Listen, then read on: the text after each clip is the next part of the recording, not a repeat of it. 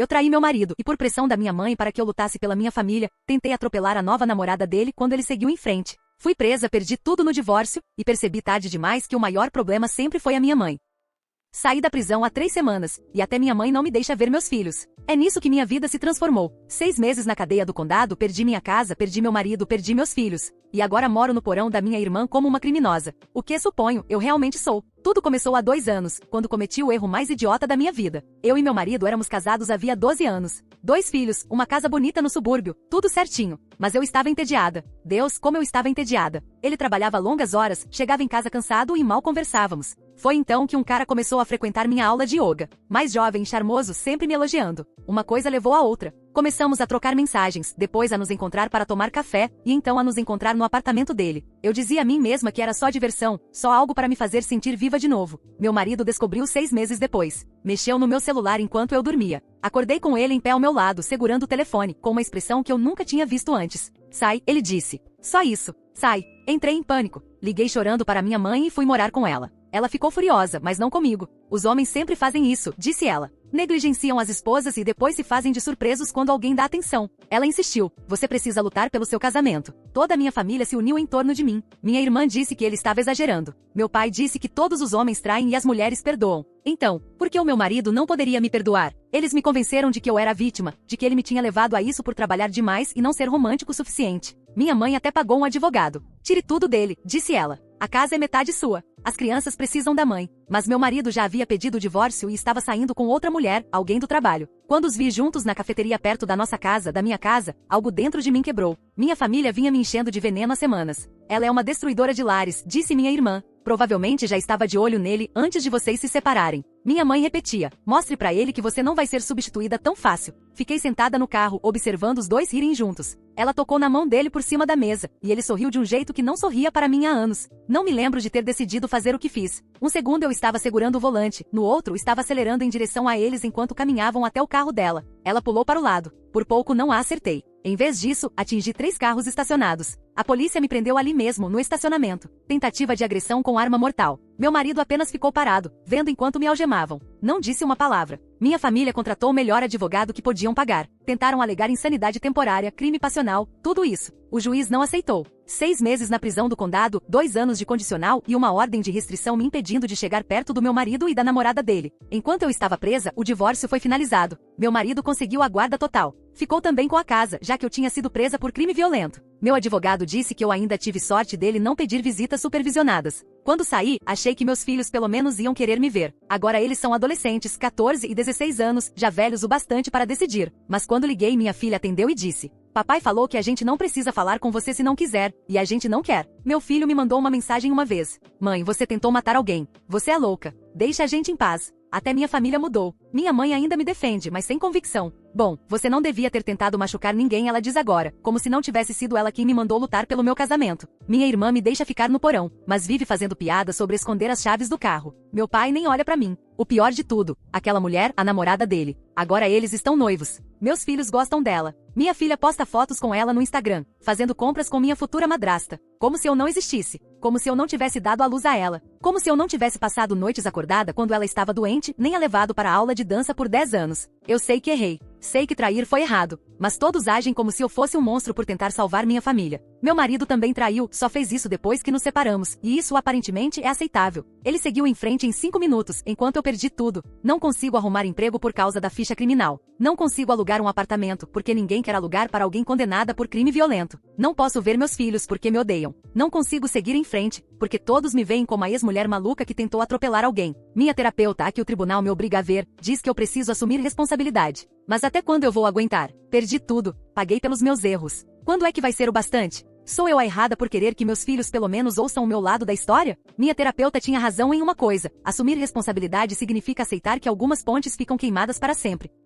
Atualização. Meu filho apareceu na casa da minha irmã ontem. Foi a primeira vez que o vi pessoalmente desde antes da prisão. Ele está mais alto agora, a voz mais grossa. Parecia o pai dele parado ali na varanda. Preciso falar com você, ele disse. Sem um oi, sem um mãe, nada. Minha irmã deixou a gente usar a cozinha. Sentamos frente a frente na mesinha dela, e eu quis estender a mão, tocar nele, fazer qualquer coisa, mas o corpo dele estava rígido, braços cruzados. Papai vai se casar no mês que vem, ele disse. Nós vamos fazer parte do casamento. As palavras me gelaram por dentro. Mês que vem. Eles estavam noivos havia o quê? 4 meses. Isso é rápido, eu disse. Ela está grávida. Devo ter feito algum som, porque ele me olhou com uma mistura de pena e nojo. Sim, o bebê nasce em dezembro. Papai queria contar pra gente, mas achei que você devia saber também. A namorada do meu ex estava grávida. Eles estavam construindo a família que eu destruí, só que melhor. Nova, sem os meus erros pesando em cima. Por que você está me dizendo isso? Perguntei. Ele se remexeu na cadeira. Porque a vovó não para de ligar pro papai. Fica dizendo que você merece saber das notícias da família, tentando fazer ele se sentir culpado por não te perdoar. Isso tá mexendo com a cabeça da minha irmã. Eu nunca pedi pra ela ligar pra ninguém. Não importa. Ela faz mesmo assim. Papai teve que bloquear o número dela semana passada, depois que ela apareceu no trabalho dele. Eu não sabia disso. Minha mãe me visitava 2 vezes por semana, levava mantimentos e reclamava de como todo mundo julgava nossa família, mas nunca mencionou ter ido ao escritório do meu ex. Ela encurralou a Sara no estacionamento, continuou meu filho. Sara, a namorada dele agora tinha um nome. Falou que ela estava destruindo uma família, disse coisas horríveis, chamou ela de destruidora de lares. Eu não sabia. Você não sabia porque não se importa com ninguém além de você mesma. Você só se importa com você. A acusação me atingiu em cheio, porque parte de mim sabia que era verdade. Mesmo ali sentada diante dele, meu primeiro pensamento sobre a gravidez não foi felicidade por eles, foi inveja. Uma inveja crua, ardente, porque ela ia ter o bebê dele enquanto eu tinha perdido tudo. O advogado do papai mandou uma notificação pra vovó. Disse que se ela tentar contato de novo, eles vão abrir um processo por assédio. E antes que você pergunte, sim, isso inclui o casamento. Nenhum de vocês está convidado. Nem você, nem a vovó, nem a tia Jenny. Ninguém. O nome da minha irmã me fez estremecer. Ela vinha me deixando morar no porão, mas a tensão aumentava a cada dia. Semana passada, ela fez uma piada sobre começar a me cobrar aluguel que eu não teria como pagar. Eu entendo, eu disse. Entende mesmo? Porque a vovó com certeza não entende. Ela vive falando dos direitos dela como avó. Diz que o papai está envenenando a gente contra a família de verdade. Ela está magoada, falei fraca. Ela está delirando. Você tentou atropelar uma pessoa, mãe. Você foi presa. E ela ainda age como se o papai fosse o vilão por proteger a família dele. A família dele. Não, a nossa. A dele. Eu preciso que você faça ela parar, ele disse. De qualquer jeito. Fala pra ela deixar a gente em paz ou vamos ter que cortar contato com ela também. O ultimato ficou no ar. Minha mãe era tudo que me restava. Ela comprava minhas compras, pagava meu celular, estava tentando arrumar um emprego pra mim através da igreja dela. Sem ela eu não teria nada. Ela não vai me ouvir, eu disse. Então acabou. Minha irmã já bloqueou o número dela. Eu vou fazer o mesmo. E vamos avisar o advogado do papai se ela tentar qualquer contato. Ele se levantou para ir embora, e eu entrei em pânico. Espera, por favor. A gente não pode falar sobre outra coisa? Não há nada para falar. Quer saber a verdade? Ele disse. Minha irmã chora às vezes porque sente sua falta. Mas aí lembra do que você fez e se sente culpada por sentir falta de alguém que tentou machucar uma pessoa inocente. Foi isso que você fez com a gente. Fez a gente se sentir culpado por te amar. Ele foi em direção à porta e eu o segui. Me desculpa. Eu sinto muito. Eu sei que errei, mas ainda sou sua mãe. Ele se virou e o olhar no rosto dele me fez recuar. A Sara é mais mãe pra gente do que você. Ela ajuda com o dever de casa, vai aos meus jogos, realmente escuta quando a gente fala. Ela está presente há 2 anos, enquanto você estava ocupada demais sendo amarga pra ser uma mãe. 2 anos? A conta não batia. Mas eu e seu pai nos separamos há 18 meses. O rosto dele ficou vermelho. É bom, parece que o papai também não é perfeito. A diferença é que ele sabe disso. Aquilo deveria ter me trazido algum alívio, meu ex também tinha traído. Mas olhando pro rosto do meu filho, percebi que isso não importava. Ele tinha perdoado o pai, porque o pai esteve presente. E eu estava na prisão. Todo mundo sabe? Perguntei. Vovó se importa. E a vovó materna se importaria se soubesse. Por isso a gente não vai contar pra ela. Seria só dar mais munição para ela continuar perseguindo eles. Depois que ele foi embora, fiquei sentada na cozinha da minha irmã por 1 hora tentando processar tudo. Meu ex tinha traído, mas de algum jeito eu ainda era vilã. A namorada dele estava grávida e construindo a vida que eu joguei fora. Minha mãe estava piorando tudo, lutando batalhas que eu já tinha perdido. Naquela noite minha mãe ligou, furiosa por causa da carta de cessar e desistir. Você acredita nesse homem? Depois de tudo que ele te fez, agora quer me calar. Eu tenho direitos. Aqueles são meus netos. Mãe, você precisa parar. Eu disse pra parar. Parar de lutar pela minha filha. Aquela mulher destruiu o seu casamento e agora fica por aí fingindo ser a mãe dos seus filhos. Ela não destruiu nada. Fui eu. O silêncio do outro lado da linha durou longos segundos. Por fim, ela disse. Não sei o que fizeram com você, mas essa não é a minha filha falando. Talvez esse seja o problema, respondi. Talvez a sua filha seja exatamente quem você criou. Desliguei. Pela primeira vez na vida. Meu celular começou a vibrar logo depois, ligações, mensagens, mas eu o desliguei. Minha irmã chegou do trabalho e me encontrou ainda sentada na cozinha. Sua mãe me ligou 15 vezes, ela disse. O que aconteceu? Contei sobre a visita do meu filho, sobre a gravidez, sobre o ultimato. Ela ouviu em silêncio, fazendo um sanduíche, assentindo de vez em quando. E o que você vai fazer? Ela perguntou. Não sei. Se eu cortar a mamãe, perco o apoio dela. Mas se eu não cortar, perco qualquer chance de ver meus filhos de novo. Parece que essa chance você já perdeu. Ela disse, não com crueldade, apenas honestidade. Acho que sim. Ela se sentou à minha frente, no mesmo lugar onde meu filho estivera horas antes. Olha, eu te amo. Você é minha irmã, mas isso não pode continuar para sempre. Você morando aqui, a mamãe lutando suas batalhas, todo mundo fingindo que você vai, de repente, recuperar a vida de antes. Você precisa seguir em frente. Como? Eu não consigo emprego com minha ficha criminal. Não consigo apartamento sem um emprego. Não consigo nada sem ajuda. Existem programas, abrigos de reintegração, treinamentos para pessoas com antecedentes. Mas você precisa tentar, em vez de ficar esperando que todos te perdoem. Ela tinha razão. Eu estava lá já faziam 3 semanas no porão da minha irmã sem fazer nada além de sentir pena de mim mesma e ir às terapias obrigatórias. Enviei algumas candidaturas de emprego que não deram em nada, esperando que algo mudasse, sem mudar nada por mim mesma. A mamãe não vai entender, eu disse. A mamãe não entende muitas coisas. Tipo como a filha dela pôde fazer algo tão terrível. Então ela finge que você não fez e coloca a culpa em todo mundo. Mas esse é o problema dela, não o seu. Naquela noite pesquisei programas de reintegração no computador da minha irmã. Encontrei algumas opções, até um programa específico para mulheres com antecedentes de violência. Mas significava me mudar a 2 horas daqui, morar em uma casa supervisionada e começar tudo do zero. Mas o que mais eu tinha? Quando liguei o celular, havia 23 chamadas perdidas da minha mãe. Não ouvi os áudios. Em vez disso, mandei uma mensagem para o meu filho. Eu vou falar com a vovó. Me desculpe por tudo. Ele não respondeu, mas a mensagem apareceu como lida. Isso teria que bastar. Na manhã seguinte, liguei para o programa de reintegração. Eles tinham uma vaga, mas eu precisaria passar por uma entrevista, exame toxicológico e aceitar as regras. Sem contato com as vítimas, acompanhamentos regulares, terapia em grupo e treinamento profissional. Recomeçar do zero aos 38 anos, sem nada. Estou interessada, eu disse à mulher ao telefone. Vamos te enviar a ficha de inscrição. Mas aviso, temos lista de espera e requisitos rigorosos. Esse não é um caminho fácil. Nada na minha vida era fácil mais. Mas pelo menos esse caminho levava para algum lugar, diferente do porão da minha irmã. Atualização 2. Minha mãe apareceu enquanto eu arrumava as poucas coisas que tinha. Entrou pela porta da frente como se fosse dona da casa, o rosto vermelho de raiva. Como você tem coragem de desligar na minha cara depois de tudo que eu fiz por você? Sou grata pela sua ajuda, respondi, continuando a dobrar roupas e colocá-las em um saco de lixo. Grata? Você está jogando minha ajuda fora. Está tomando o lado deles contra a sua própria mãe. Não existem lados, mãe. Eu perdi. Acabou. Ela segurou meu braço e me virou à força. Não acabou. Você tem direitos. Aquelas crianças precisam da mãe delas. Elas têm uma mãe. O nome dela é Sarah. E pelo visto está fazendo um ótimo trabalho. O tapa veio rápido, seco, no meu rosto. Ficamos as duas paradas, chocadas. Ela nunca tinha me batido antes, em 38 anos. Ela não é a mãe deles, sibilou. Você é. Você os carregou, deu à luz, criou. E depois tentei atropelar a madrasta deles com o carro, mãe. Fui presa. Sou uma criminosa. Traumatizei meus filhos. Qual parte disso você não entende? Você cometeu um erro. Um erro. Seu pai teve casos por anos e eu o perdoei. E ali estava. A verdade que ela vinha evitando desde o começo. Os casos do meu pai, que todos fingíamos que nunca aconteceram. A noite em que ela chorou no quarto enquanto fingíamos que tudo estava bem.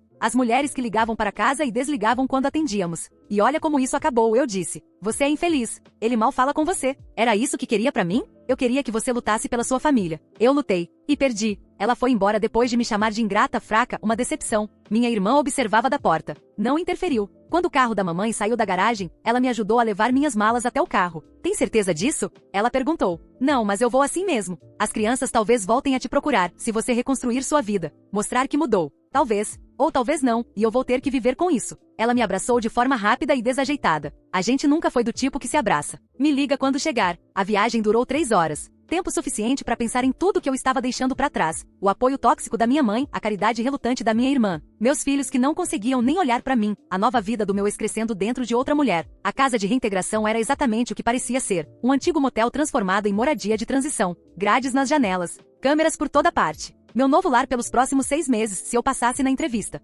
Fiquei 10 minutos sentada no carro antes de entrar. Era isso. O fundo do poço agora tinha um endereço, e ele era meu. Meu celular vibrou. Uma mensagem do meu filho. A vovó apareceu na casa do papai. Chamaram a polícia. Ela está sendo presa. Fiquei olhando para a mensagem e digitei de volta. Sinto muito. Eu tentei falar com ela. Eu sei. O papai viu sua mensagem. Ele disse obrigado por tentar. Meu ex-marido me agradecendo. Nunca pensei que veria isso de novo. Diz pra ele parabéns pelo bebê, escrevi. Os 3 pontinhos apareceram, sumiram, apareceram de novo. Finalmente. Vou dizer, não era perdão, nem reconciliação. Só a menor das rachaduras no muro que eu mesma construí. Mas era alguma coisa. Peguei minhas malas e entrei no prédio. Hora de descobrir quem eu era quando não era mais a esposa de alguém, a mãe de alguém, a vítima de alguém. Só eu recomeçando do zero, com nada além das consequências e a esperança tênue de que talvez essas consequências me ensinassem alguma coisa. A recepcionista me olhou por cima dos óculos. Veio para a admissão? Sim, vim para a admissão. A primeira coisa verdadeira que eu dizia em anos. Minha mãe pagou fiança no mesmo dia em que entrei na casa de reintegração. Ligou pra mim 47 vezes antes que eu atendesse. Eles me prenderam como uma criminosa qualquer. Ela gritou, na frente dos vizinhos. Você tem ideia do que fez com esta família? Eu estava sentada na cama que me designaram, um colchão fino, com cheiro de água sanitária e dos erros de outras pessoas. Minha colega de quarto, Carol, que tinha desviado dinheiro do trabalho, fingia não ouvir enquanto dobrava a roupa. Mãe, eu pedi pra você parar. Meu filho pediu pra você parar. E mesmo assim você apareceu lá. Sou avó, tenho direitos. Não, mãe, você não tem. Não legalmente. Não depois do que eu fiz. Ela ficou em silêncio. Depois disse, seu pai está ameaçando pedir o divórcio. Aquilo me congelou. 39 anos de casamento e ele nunca tinha ameaçado isso. Nem com todas as traições, nem com as crises de choro dela. Ele disse que eu estou obcecada, que arruinei sua vida por te incentivar. A voz dela falhou. Disse que te empurrei a machucar aquela mulher. Você fez isso? Perguntei. Eu nunca te disse pra atropelar ninguém, mas te disse pra lutar, pra não deixar ela vencer, pra mostrar a ele o que estava perdendo. Silêncio de novo. Carol já nem fingia não ouvir, agora olhava direto pra mim. Sua irmã não me deixa mais entrar na casa dela, continuou mamãe. Disse que sou tóxica.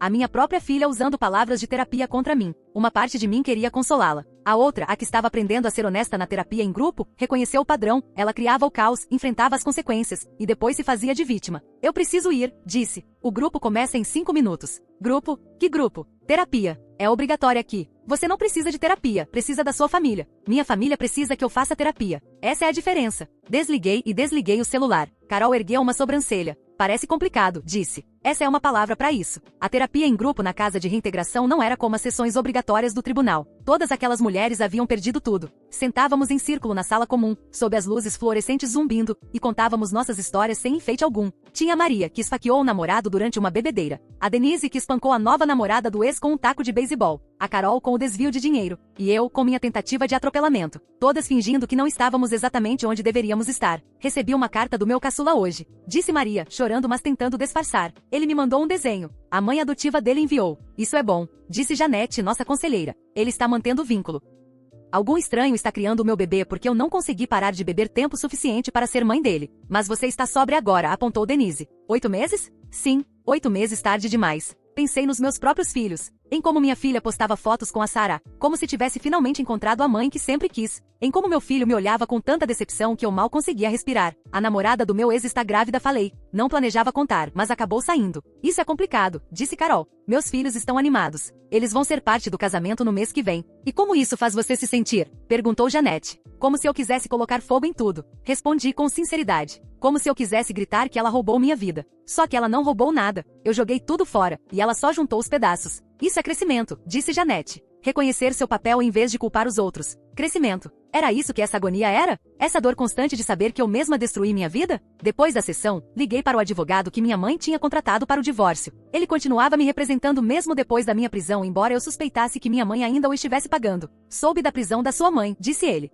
Quão ruim foi? Violação de uma ordem de restrição, invasão de propriedade e perturbação da paz. Seu ex não vai prestar queixa, mas o Estado pode. Foi uma cena e tanto. Ela faz isso, respondi. Não está ajudando o meu caso, né? Não. Juízes analisam o comportamento familiar ao considerar modificações de custódia. Que custódia? Meus filhos nem querem me ver. Isso pode mudar. As crianças crescem e mudam de perspectiva. Mas não se sua mãe continuar a importuná-los. Eu ri amarga. Ela também vai se divorciar agora. Meu pai finalmente se cansou. Sinto muito. Sente mesmo? Porque do meu ponto de vista parece que divórcio é o seu modelo de negócio. Ele suspirou. Vou te dar um conselho de graça. Pare de deixar sua mãe lutar suas batalhas. Pare de esperar que seus filhos te perdoem no seu tempo. Pare de agir como a vítima. Quer ter alguma chance de redenção? Comece com responsabilidade. Estou numa casa de reabilitação. Quão mais responsável posso ser? Não se trata de onde você mora. Trata-se de assumir suas escolhas sem desculpas nem transferências de culpa. Sua mãe te ensinou a se ver como vítima, mesmo quando era causadora. Até quebrar esse padrão, nada vai mudar. Ele estava certo. Eu odiava que ele estivesse certo. Naquela noite, deitada no colchão fino, ouvindo Carol roncar, pensei em padrões. Minha mãe ficando com meu pai apesar de todas as traições, me ensinando que casamento era aguentar desrespeito.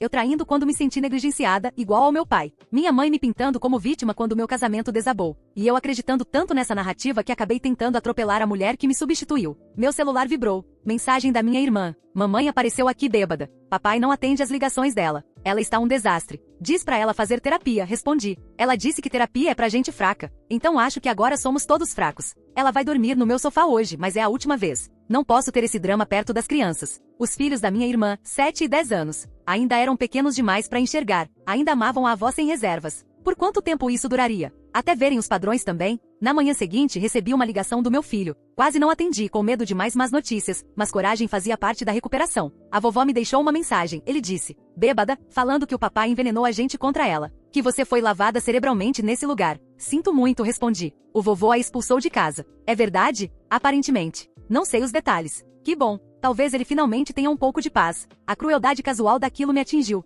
Meu filho feliz porque o avô tinha expulsado a avó. A explosão da família se espalhando, tocando todo mundo. Preciso te perguntar uma coisa, ele disse. Você e a vovó sempre foram assim? Ou começou quando você e o papai se separaram? Como assim? Essa coisa de vítima. O jeito que vocês duas agem como se o mundo devesse alguma coisa a vocês. Como se todo mundo estivesse errado e vocês sempre certas. Quis negar, me defender a mim e a minha mãe. Mas esse era o padrão, não era? Eu não sei. Falei com sinceridade. Acho que talvez sempre fomos assim, e eu só não percebia. A Sarah disse que isso se chama trauma geracional. Quando as famílias passam adiante os padrões tóxicos. Sarah disse, minha substituta estava ensinando meus filhos sobre psicologia agora. Ela provavelmente está certa, forcei-me a dizer. O papai não queria que eu te ligasse, mas eu precisava saber se você ia ser igual à vovó. Se ia continuar aparecendo nos lugares, causando confusão, piorando tudo. Não, falei rapidamente. Eu não vou fazer isso. Como eu vou saber? A vovó provavelmente disse a mesma coisa. Ele me pegou. Promessas não significavam nada vindas de gente como nós. Acho que você não tem como saber. Só vai ter que esperar para ver se eu faço melhor. A Sarah disse que era isso mesmo que você diria. Ela está ouvindo?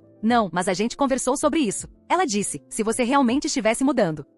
Você entenderia que confiança é algo que precisa ser reconquistado aos poucos. A minha substituta, dando conselhos ao meu filho sobre como lidar comigo. A humilhação queimava. Ela está certa, falei entre os dentes cerrados. Ela quase sempre está. É por isso que o papai a ama. As palavras foram feitas para doer e doeram. Mas eu as absorvi, acrescentando-as à pilha de consequências que eu mesma causei. Depois que desligamos, participei da aula de capacitação profissional, aprendendo a escrever um currículo que explicasse meu histórico criminal. O instrutor, um ex-presidiário também, não dourou a pílula. Eles vão te pesquisar no Google. Vão ver seus registros de prisão, as notícias se houver. Você não pode esconder isso. Tem que encarar de frente. E se ninguém quiser nos contratar? Perguntou Maria. Aí você se candidata em outro lugar, e em outro depois desse. Essa é sua vida agora. Rejeição constante até que alguém te dê uma chance. Pensei na minha antiga vida, bom emprego numa empresa de marketing, respeito dos colegas, almoços em bons restaurantes. Tudo perdido porque eu decidi que tentar atropelar alguém era uma resposta razoável ao ciúme. A pior parte, continuou o instrutor, é que vocês mereceram isso. Cada porta fechada, cada rejeição, cada julgamento vocês conquistaram. Quando aceitarem isso de verdade, poderão começar a seguir em frente.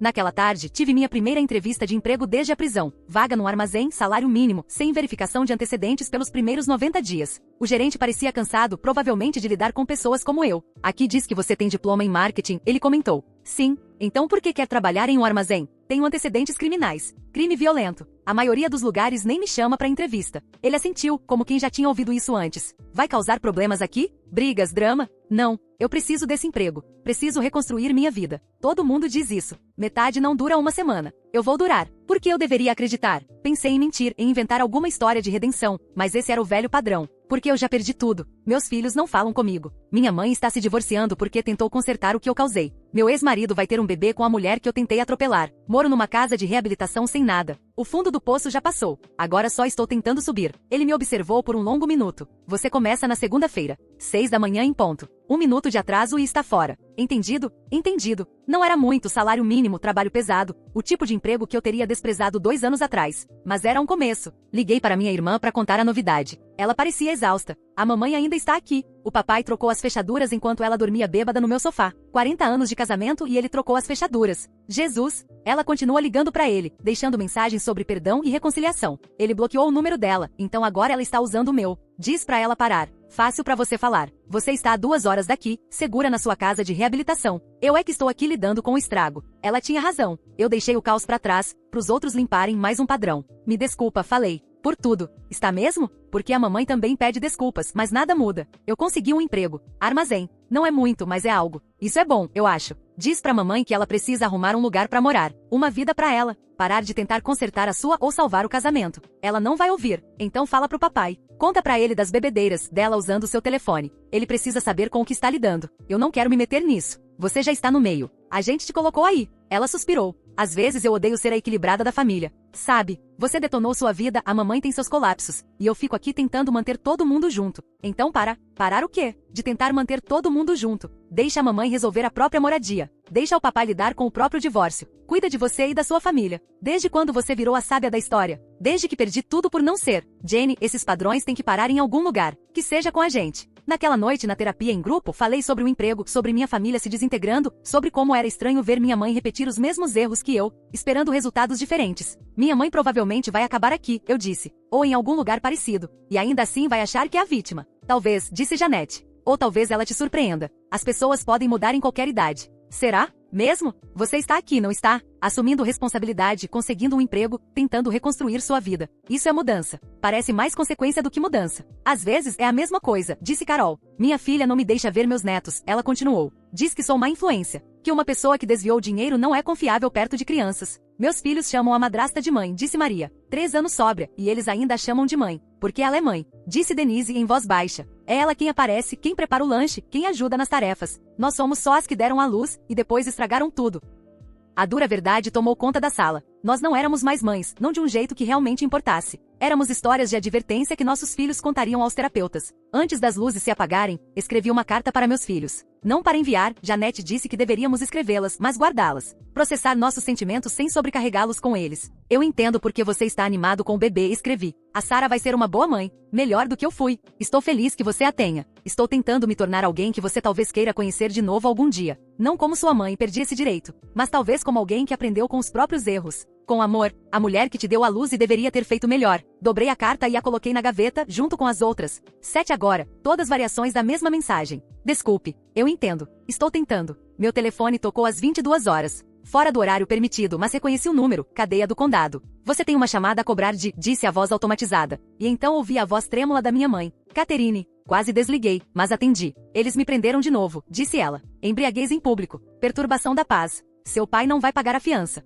Mãe, não me chama de mãe. Isso é culpa sua. Tudo isso. Se você não tivesse traído, nada disso teria acontecido. E lá estava o padrão, nu e cru. Tudo era culpa de outra pessoa. A minha traição era o motivo de ela ter perseguido meu ex. A prisão dela era consequência das minhas ações de 2 anos atrás. Sem responsabilidade, sem autocrítica, só culpa jogada de um lado para o outro. Eu tenho que ir, disse. Não desligue. Estou na cadeia. Sua mãe está na cadeia e você vai desligar? Sim. Eu nunca vou te perdoar por isso. Nunca. Você destruiu nossa família. Não, mãe. Eu destruí a minha família. Você destruiu a sua sozinha. Desliguei e desliguei o celular. Carol olhou da cama ao lado. Ligação difícil? Minha mãe. Está presa. Bêbada e desordeira. Parece que é de família. Ficamos deitadas no escuro. 2 criminosas em camas estreitas, despojadas de tudo o que um dia demos por garantido. Mas, pela primeira vez em 2 anos, senti algo parecido com clareza. Os padrões estavam visíveis agora. O vitimismo, a transferência de culpa, a incapacidade de assumir responsabilidade. Tudo herdado da minha mãe, provavelmente passado da mãe dela antes disso. Mas padrões podiam ser quebrados. Só exigiam perder tudo primeiro. Amanhã eu começaria no emprego do armazém. Amanhã eu continuaria construindo o que viesse depois do fundo do poço. Amanhã eu seria alguém nova, ou pelo menos tentaria ser. Essa noite, eu era apenas mais uma mulher numa casa de reabilitação, aprendendo que assumir a responsabilidade dói como morrer, mas talvez seja o único jeito de viver. Atualização 3. 3 meses no trabalho do armazém, e eu achava que tinha encontrado algum equilíbrio. Então Sara me ligou. Não meu filho, não o advogado, ela. A mulher que eu tinha tentado matar. O número dela apareceu na tela durante o intervalo do almoço, e eu fiquei encarando como se o telefone pudesse me morder. Precisamos conversar, disse ela com a voz firme, mas com algo escondido por trás. Pode me encontrar em algum lugar público? Tem uma cafeteria na Faird Street. Meu agente de condicional precisa aprovar. Ficar a menos de 150 metros de você quebra a ordem judicial, a menos que você autorize. Por que quer me ver? Porque sua mãe mandou algo para o meu trabalho. E antes que isso vá mais longe, precisamos conversar. Meu estômago afundou. Minha mãe tinha saído da prisão fazia 6 semanas. Morava num pequeno estúdio que meu pai tinha ajudado a pagar, só para mantê-la longe dele. A última notícia era de que ela trabalhava num supermercado e frequentava as reuniões dos alcoólicos anônimos. Aparentemente não durou. O que ela mandou? Me encontra amanhã às 2. Vou pedir para meu advogado notificar o seu sobre uma dispensa temporária. Ela desligou. Fiquei parada segurando o celular, o suor do trabalho fazendo minha camisa grudar nas costas. O que quer que minha mãe tivesse feito? Era grave o bastante para que a mulher que eu tentei atropelar quisesse me ver cara a cara. Naquela noite, Carol me encontrou deitada olhando pro teto. Você tá com cara de quem perdeu alguém.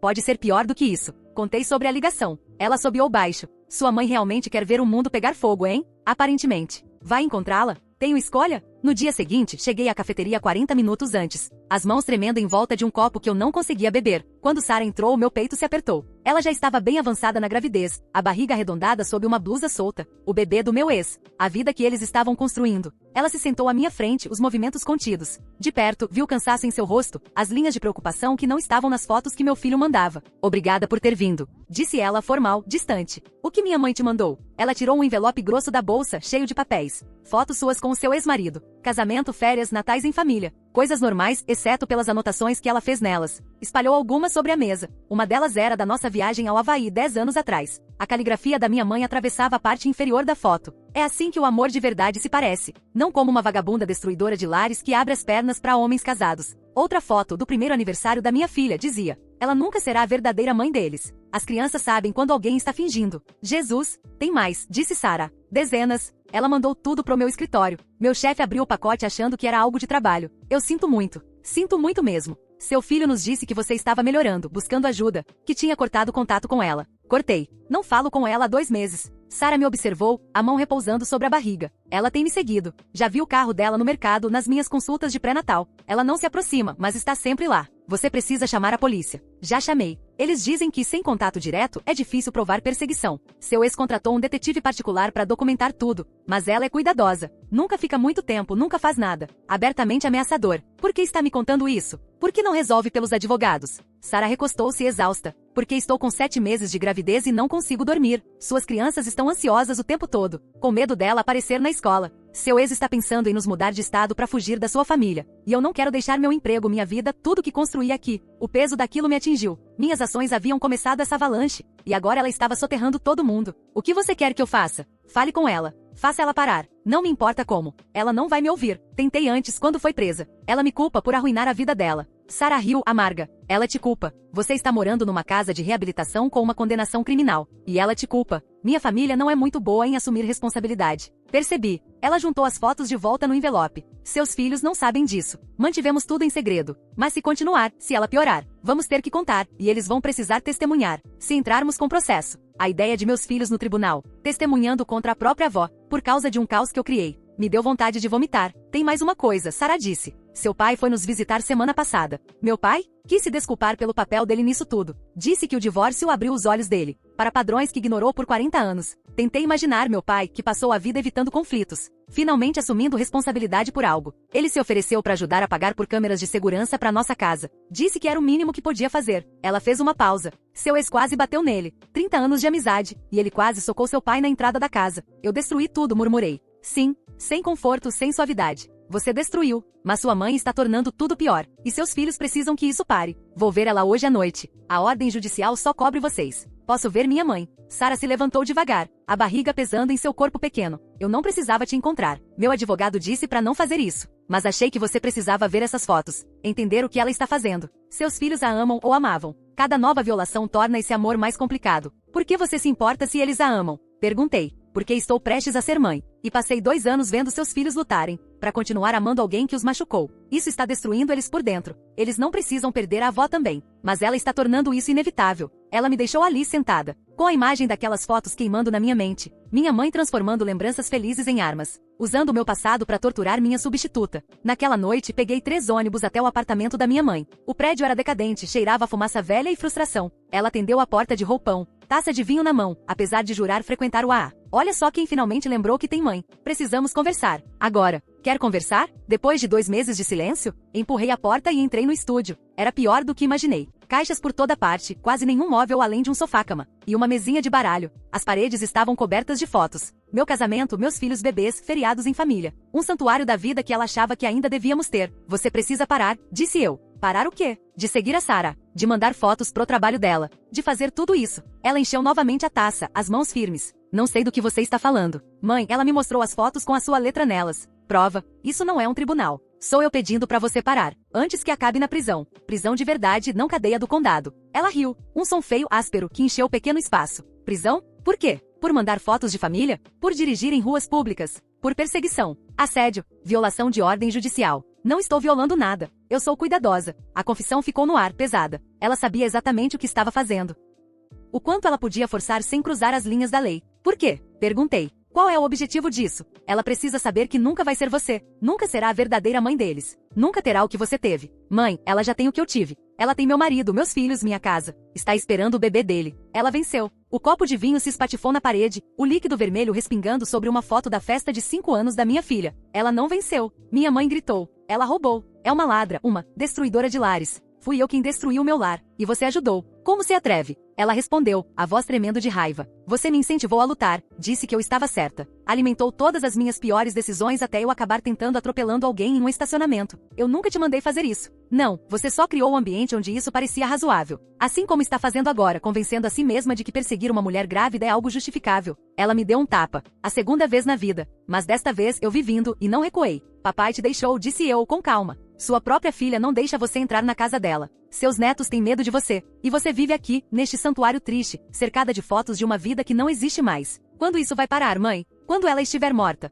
Quando aquela mulher finalmente entender que não pertence à nossa família? Ela é nossa família agora. Ela está tendo o bebê do meu ex-marido. Está criando meus filhos. É tudo que eu joguei fora. E está fazendo isso melhor do que eu jamais fiz. Mamãe desabou no sofá-cama, o corpo tremendo. Não era pra ser assim. Você devia ter lutado. Devia ter mostrado pra ele o que ele perdeu. Eu mostrei. Mostrei que ele estava melhor sem mim. Deixei ali, cercada pelas fotos da vida que nós duas destruímos. Lá fora, liguei para o número de Sarah. Caiu na caixa postal. Sou eu. Falei com ela. Ela não vai parar. Está convencida de que tem razão. Documente tudo. Instale as câmeras de segurança. Faça o que for preciso. Me desculpe. Eu sinto muito, de verdade. Depois, liguei para o meu agente de condicional. Contei sobre o encontro, sobre a confissão da minha mãe. Ele disse que eu tinha feito a coisa certa, que o fato de Sarah ter me procurado mostrava confiança, algo que eu precisava honrar. De volta à casa de reabilitação, Carol me esperava. Como foi? Perguntou. Ela vai acabar presa. De verdade dessa vez. E ainda vai achar que é a vítima, Carol comentou. O vício tem muitas formas. Algumas pessoas se viciam em substâncias. Outras, na própria narrativa.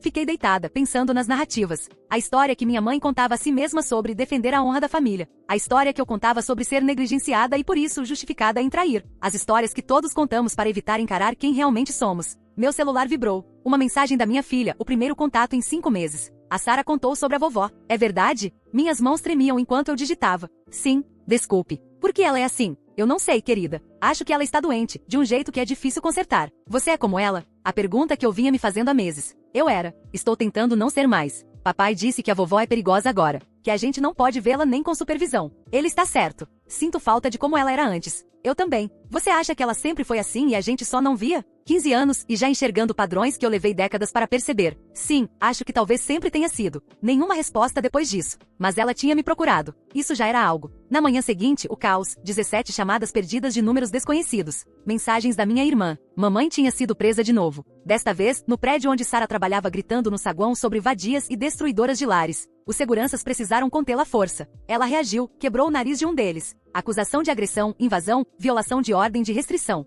Desta vez, acusações reais. O texto da minha irmã era curto. Ela pode pegar de 2 a 5 anos. Papai não vai pagar advogado. Sentei-me na beira da cama. Carol observava preocupada. De 2 a 5 anos. Minha mãe vai pra prisão de verdade, porque não conseguiu largar uma vida que não existe mais. Você está bem? Carol perguntou. Minha mãe vai pra prisão, por causa de uma vingança que ela criou a partir dos meus erros. Não, disse Carol, firme. Ela vai pra prisão por causa das escolhas dela, assim como nós fomos por causa das nossas. É assim que funciona. Ela tinha razão, mas entender isso não fazia doer menos. O telefone tocou. Era Sarah. Eu queria que você soubesse por mim, disse ela. Vamos apresentar queixa. Todas elas. E também processar por danos emocionais. Nosso advogado diz que temos um caso forte. Eu entendo. Entende mesmo? Isso significa seus filhos testemunhando. Isso significa arrastar tudo pro tribunal. Isso significa sua mãe possivelmente perder tudo. Ela já perdeu tudo. Só ainda não percebeu. Sarah ficou em silêncio por um momento. Sinto muito que tenha chegado a esse ponto. Quando conheci seu ex, quando nos apaixonamos, nunca imaginei isso. Nem eu. Quando tive aquele caso, achei que o pior que podia acontecer era o divórcio. Fui tão ingênua. Todos fomos, ela respondeu. Estranho ter essa conversa com ela. A mulher que eu tentei matar, agora grávida do meu ex-marido, me dizendo que sentia muito pela destruição causada pelas minhas escolhas. Posso te perguntar uma coisa? Falei. Porque o meu ex realmente me deixou. Não por causa do caso, mas antes disso. O que estava tão quebrado que ele não quis consertar? Ela suspirou. Quer honestidade? Por favor. Ele disse que você era filha da sua mãe. Que tudo era sempre culpa de outra pessoa. Que você não conseguia enxergar seus próprios padrões, sua própria toxicidade. Disse que tentou conversar sobre isso por anos, mas você sempre se defendia e fazia dele o vilão. A verdade pesou no meu peito. Todas aquelas brigas que eu achava que eram sobre ele trabalhar demais, sobre não ser romântico bastante. Será que sempre foram sobre minha incapacidade de assumir responsabilidade? Ele te amava, continuou Sarah, mas disse que amar você era como se afogar. Você o puxava para o fundo e chamava isso de parceria. E agora minha mãe está tentando afogar você. Ela está tentando. Sarah respondeu, mas eu não vou afundar. Seus filhos precisam de pelo menos uma figura materna estável. Uma figura materna estável. Porque eu nunca tinha sido isso. Mesmo antes do caso, antes da prisão, eu era o caos disfarçado de vítima. Obrigada, eu disse, por me contar isso. Por tudo que você está fazendo pelos meus filhos. Eles são boas crianças, respondeu. Merecem melhor do que essa bagunça. Depois que desligamos, sentei na sala de descanso do armazém e escrevi outra carta. Desta vez, não para meus filhos e nem a enviaria para minha mãe. Agora você vai para a prisão. Prisão de verdade, não a cadeia do condado. E vai passar anos aí achando que é uma mártir, uma defensora dos valores da família. Nunca vai enxergar o quanto envenenou tudo que tocou. Como me ensinou a envenenar tudo que eu toquei. O padrão termina comigo. Não porque eu seja melhor que você, mas porque perdi tudo e finalmente vejo o que somos, o que sempre fomos. Pessoas quebradas quebrando outras e chamando isso de amor. Faltavam 10 minutos para o fim do intervalo. Rasguei a carta e joguei fora. Não adiantaria mandar. Ela não entenderia mesmo. O supervisor do armazém me chamou. Tá tudo bem? Você parece abatida. Coisa de família. Bem, deixa isso em casa. Temos metas a cumprir. Casa, um abrigo de reabilitação com um colchão fino e uma colega de quarto que desviou milhares de dólares. Mas era mais honesto do que a casa que eu compartilhava com meu marido, fingindo que tudo estava bem enquanto eu mandava mensagens para outro homem. Trabalhei o resto do turno em silêncio, embalando caixas de vidas que nunca conheceria. Trabalho simples, expectativas claras. Sem espaço para narrativas ou desculpas, apenas produtividade ou fracasso. Naquela noite, o noticiário local cobriu a prisão da minha mãe. Mulher é presa por perseguir a nora grávida. Não mencionaram meu nome. Não ligaram ao meu caso de 2 anos atrás. Mas as pessoas descobririam. Em cidade pequena, fofoca viaja rápido. Meu celular explodiu com mensagens de gente que eu não via desde a minha prisão. Antigos amigos, colegas, vizinhos, todos fingindo preocupação enquanto procuravam por drama. Desliguei o celular. Deixei que imaginassem. Deixei que fofocassem. A verdade era pior do que qualquer coisa que pudessem inventar. Carol olhou pra mim da cama. Você precisa se preparar. Pra quê? Pra isso piorar antes de melhorar. Sua mãe não vai cair em silêncio. Pessoas como ela nunca caem. Ela tinha razão. Mamãe transformaria tudo em espetáculo. Faria do tribunal o seu palco. De si mesma a avó injustiçada lutando pela família. Ela queimaria tudo antes de admitir culpa. Exatamente como eu tinha feito 2 anos antes. A maçã não caiu longe da árvore. Apenas aprendeu de qual árvore veio. Atualização 4. Minha mãe pegou 7 anos de prisão. O juiz chamou o caso de uma das piores perseguições que já havia visto. Foram 43 violações da ordem de restrição, documentadas pelo investigador particular. O nariz quebrado do segurança. As fotos que ela mandou para o trabalho de Sara para os pais dela, até para o obstetra. Cartas enviadas para a escola dos meus filhos, chamando Sara de nomes. Um tijolo atirado pela janela do quarto deles às 3 da manhã, com um bilhete amarrado. Ela se defendeu sozinha no julgamento, demitiu 3 defensores públicos que a aconselharam a aceitar um acordo. Ficou lá de pé com o melhor vestido, o mesmo do meu casamento, e disse ao tribunal que estava protegendo a honra da família, que Sara era uma destruidora de lares que merecia tudo o que estava acontecendo, que ninguém entendia o amor de uma avó. Meus filhos tiveram que testemunhar, ver meu filho de 16 anos descrever o medo que sentia, como verificava as trancas obsessivamente, como não conseguia dormir porque a avó podia aparecer. Aquilo quebrou algo em mim que nunca vai se consertar. Minha filha chorou durante todo o depoimento. 14 anos, contando ao tribunal como a avó passou de assar biscoitos a perseguir a madrasta. Eu não entendo por que ela odeia tanto a Sara, disse minha filha no banco das testemunhas. A Sara deixa o papai feliz. Ela ajuda a gente com o dever de casa. Nunca fala mal da mamãe, mesmo depois do que ela tentou fazer. Por que a vovó não consegue ver isso? 7 anos. Ela vai ter 64 quando sair. Papai nem foi ao julgamento. Tinha se mudado para a Flórida. Recomeçou com uma mulher que conheceu no grupo de apoio a divorciados. Mandou-me um único e-mail. Fui eu quem permitiu isso por 40 anos. Acabou. Não me procure mais. Minha irmã testemunhou para a acusação. Descreveu as vezes em que minha mãe aparecia bêbada, as ligações, as manipulações. Depois, me encontrou do lado de fora do tribunal. Estou me mudando, disse. Meu marido recebeu uma proposta de emprego em Seattle. Vamos embora no mês que vem por causa de tudo isso. Porque eu preciso que meus filhos não saibam que a tia é uma criminosa e a avó está na prisão. Porque eu preciso deixar de ser a equilibrada da família. Porque estou cansada. Ela me abraçou rápido com força. Melhore. Não por nós. Por você. Faz 8 meses. A casa de reabilitação me liberou há 6. Agora tenho um estúdio. Mal é maior do que o da minha mãe, mas é meu. Ainda trabalho no armazém, mas fui promovida a supervisora de turno. Meu oficial de condicional diz que sou um de seus casos de sucesso. Terapia semanal, emprego fixo, nenhuma violação. Sara teve o bebê. Uma menina. Deram-lhe o nome de Grace. Meu filho me mandou uma foto, só uma junto com a mensagem.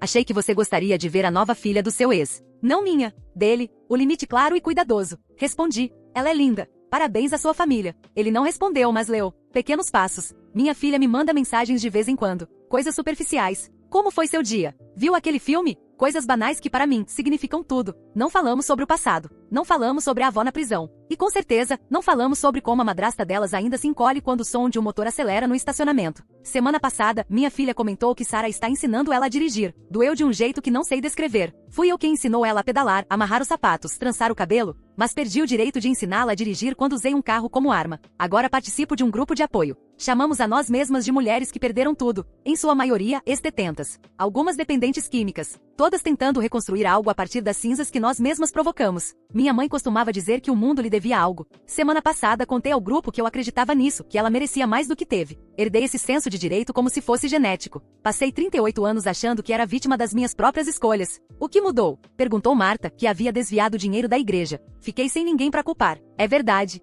Quando todos vão embora, quando você está sozinha numa cela, numa casa de recuperação ou num apartamento minúsculo e barato, não há mais para onde apontar o dedo. Só o espelho. Vejo minha mãe e a mim todos os dias. No momento em que sinto vontade de mandar uma mensagem culpando meus filhos. Na raiva que vem quando penso em Sara vivendo a minha vida. Na pena de mim mesma que aparece nas noites longas. Mas agora eu enxergo. Essa é a diferença. Vejo o padrão e escolho diferente. Na maioria dos dias. Alguns, eu falho. Alguns dias, escrevo cartas que nunca vou enviar, cheias de veneno e culpa. Alguns dias, passo de carro pela minha antiga casa e vejo o carro de Sara parado na garagem onde o meu costumava estar. Alguns dias, a odeio com uma fúria que me assusta. Mas eu não ajo. Vou à terapia. Ligo para minha mentora. Trabalho o turno. Volto para o apartamento vazio e fico com o que sinto, até passar. Essa é a diferença entre mim e minha mãe. Ela alimentava seus sentimentos até eles devorarem todos ao redor. Eu estou aprendendo a deixá-los morrer de fome. Meu terapeuta diz que isso é progresso. Que aguentar o desconforto, em vez de explodi-lo sobre os outros, é crescimento. Não parece crescimento. Parece morrer. Mas talvez crescer, quando você passou a vida sendo tóxica, seja exatamente isso. O velho você tem que morrer.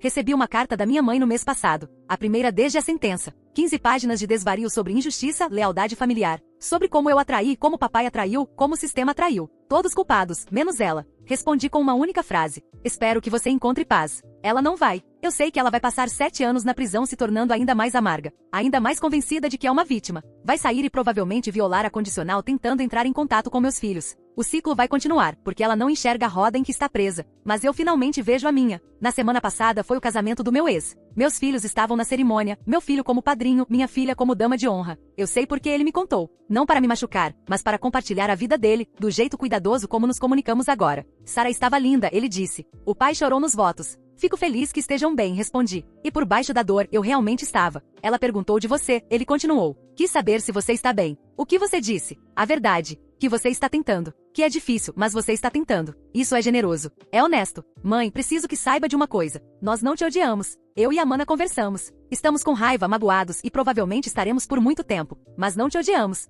Deveriam. Eu disse antes de conseguir me conter. Talvez. Mas te odiar seria o mesmo que odiar uma parte de nós. Somos metade você, metade o pai. Nós herdamos alguns dos seus padrões também. O de se fazer de vítima, o de culpar os outros. Estamos na terapia aprendendo a reconhecer isso. Meus filhos na terapia por causa dos padrões que eu mesma lhes passei. Mais um peso para carregar. Sinto muito, eu disse. Palavras inadequadas para mães inadequadas. Eu sei. É por isso que conseguimos trocar mensagens às vezes, porque agora você pede desculpas sem dar desculpas. A vovó nunca aprendeu isso. Depois que desligamos, fiquei sentada no meu apartamento olhando para a única foto recente que tenho dos meus filhos. Minha irmã me mandou antes de se mudar. Eles parecem mais velhos, mais sérios. A inocência que eu destruí substituída por uma sabedoria cautelosa. Trabalho à noite agora para não ter que ver famílias fazendo compras juntas. Reponho prateleiras enquanto pessoas normais dormem. Vou para casa quando elas estão começando o dia. É solitário, mas é o que eu mereço, o que eu conquistei. A solidão é o preço de incendiar sua própria vida. O silêncio é o que cresce nas cinzas. Mas às vezes, nos momentos quietos entre o arrependimento e a aceitação, eu sinto algo diferente. Não é esperança exatamente e esperança implica uma felicidade futura que eu não acho que mereça. Mas talvez propósito. O propósito de ser um exemplo do que não se deve fazer. O propósito de quebrar padrões, mesmo que seja tarde demais para mim. Minha filha quer estudar psicologia. Quer entender por que as pessoas machucam quem amam. Meu filho está indo para a área do direito. Pensa em defesa criminal. Ajudar pessoas que erraram a encontrar um caminho de volta. Eles estão pegando a maldição da nossa família e transformando-a em algo útil. Essa é a vitória deles, não minha. Não posso receber crédito pela resiliência deles. Mas posso ser grata por eles terem encontrado isso apesar de mim. Minha mãe escreve da prisão às vezes. Ainda cartas de 15 páginas, desabafo sobre injustiça. Ainda a culpa é de todo mundo, menos dela. Eu não leio mais. Só marco devolver ao remetente. Ela nunca vai entender o porquê. Na cabeça dela, eu sou só mais uma pessoa que a abandonou. Mais uma traição na lista interminável de queixas dela. A parte mais triste é que em uma coisa, ela tinha razão. Sara não é a mãe biológica dos meus filhos. Mas eu também não fui. A mãe de verdade é quem aparece. Quem dá estabilidade. Quem coloca as necessidades deles em primeiro lugar. Quem não tenta atropelar pessoas em estacionamentos nem passa 7 anos na prisão por perseguição. Por essa definição, Sarah é a mãe real deles há mais tempo do que eu jamais fui. Estou fazendo as pazes com isso. Devagar, dolorosamente, mas estou fazendo. Amanhã faz 3 anos desde que eu tentei atropelar Sarah. 3 anos desde que destruí tudo em um momento de fúria narcisista. Vou passar esse dia como passo todos os outros agora. Trabalhando, terapia, grupo de apoio sozinha no meu apartamento.